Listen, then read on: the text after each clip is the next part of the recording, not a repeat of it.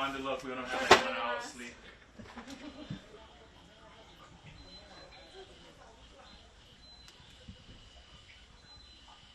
The water goes to my leg. So my neighbor in the second floor, he hold my hand, and then I hold my wife's hand and my dad's hand, so we can get out from the basement. It was like already, when we came out to move again, it was like maybe up to my chest.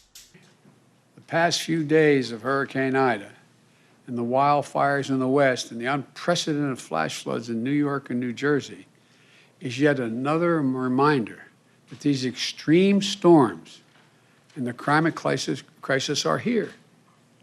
We need to be much better prepared. We need to act.